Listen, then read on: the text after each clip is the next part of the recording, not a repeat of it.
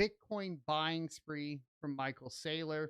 He's gone through these. Obviously, he's been making purchases pretty nonstop throughout the bear market. It seems to be ramping up pretty significantly. Maybe he knows something we don't know. But Michael Saylor has been posting a Bitcoin tracker for 12 consecutive weeks now, each post followed by an announcement of a Bitcoin purchase by his company. This pattern has created significant anticipation within the cryptocurrency mining or cryptocurrency community, with expectations of MicroStrategy's next Bitcoin acquisition ranging from 1.2 billion to 5 billion. These consistent investments have solidified Saylor's reputation as a key influencer in the Bitcoin market, with many in the community looking forward to the next purchase announcement. So then you would say, well, if he's making all of these purchases, why is the price of Bitcoin not going up faster? And that is actually because what we have been seeing is counter selling from exchanges to drive the price of Bitcoin down so that they can basically um, balance out the amount of longs. They don't want to pay all of the longs that people have put into place. And so we've been seeing counter sell pressure from exchanges as it pertains to Bitcoin in particular, keeping the price suppressed right now. At least that's the reports I've been hearing. Another thing that we need to address is this article from the Washington Post. It'll be coming out in a video a little bit later that I have, falsely stating that MicroStrategy had a tax problem because of the capital gains on their Bitcoin. No, unrealized capital gains. I just want to make it very clear because mainstream media is trash now. Long term, or really any unrealized capital gains, long term or short term, are not taxable until they're realized.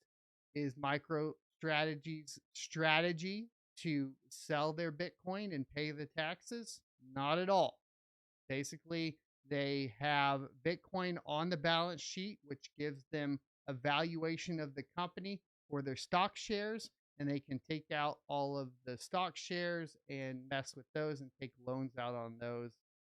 Effectively is what they end up doing, at least when we've seen what Musk has done with Tesla, as well as what we've seen Amazon do. So that's a little bit of a FUD that's been flying around mainstream media today and over the past week. I did want to address it real quickly.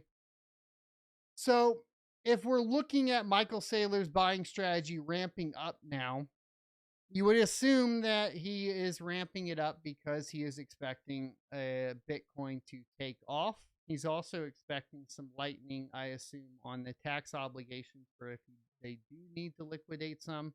MicroStrategy doesn't liquidate a lot of their Bitcoin ever or very often that I have recalled. So I don't think that's the plan. I think it's just to keep it on the balance sheet to make the company worth more over time. So that's kind of the whole wrap up of Saylor's Bitcoin buying spree.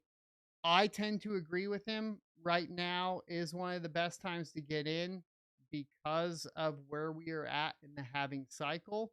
We're at a pretty steady point to where, you know, you can expect over time, at least over the next year.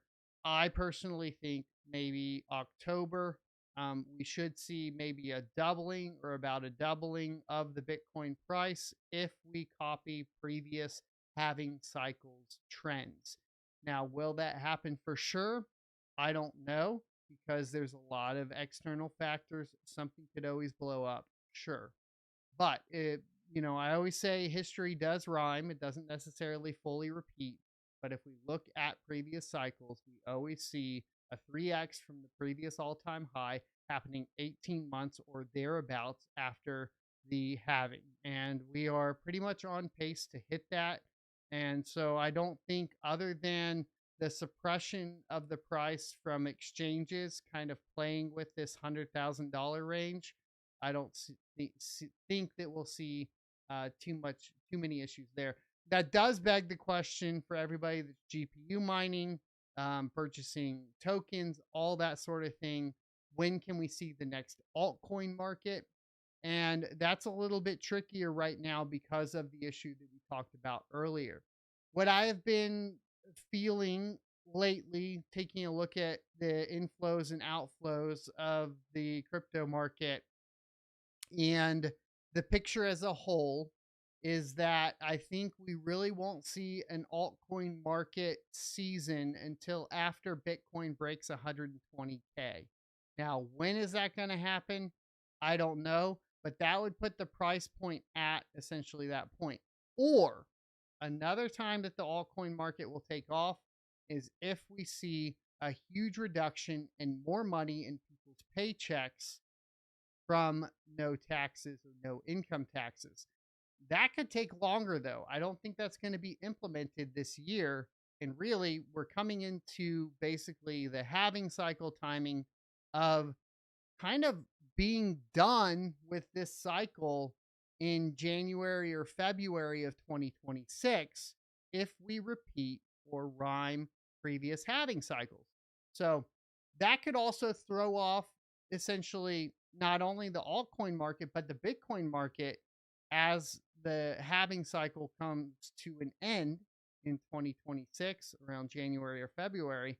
It'd be really interesting to see if it can hold itself up better than it has in the past. And that's really the bet that we're coming down to. So, when do I personally think the halving cycle goes away completely? I've talked about this before, but until you see fees on the network come to pair into parity with the block reward, I don't see us breaking out of the traditional halving cycle market. And that is because miners are dependent on the block reward to adjust their pricing. And because Bitcoin is inherently backed by the cost to mint a coin in energy, it essentially influences that. That also brings us to the other factor, which we have to take into account, is a reduction of energy costs in the United States, with a lot of the mining still being done for Bitcoin in the United States. If the cost to mint drops, we could see this a suppression from the price of energy coming down as well, which would be really interesting to see how that affects the market, because we do know that regardless of what we want to say, there is a correlation between the cost to mint and, of course, the price of Bitcoin at the end of the day. And so that can affect it, obviously, in a downward suppressive manner. I hope you enjoyed this clip from the Crypto Mining Show. If you would like to see more from this particular episode, take a look up here. Don't forget to also subscribe to the channel. And if you want to support me directly, you can go to sonofatech.locals.com and become a member. Thanks for watching, and I will see you next Tuesday.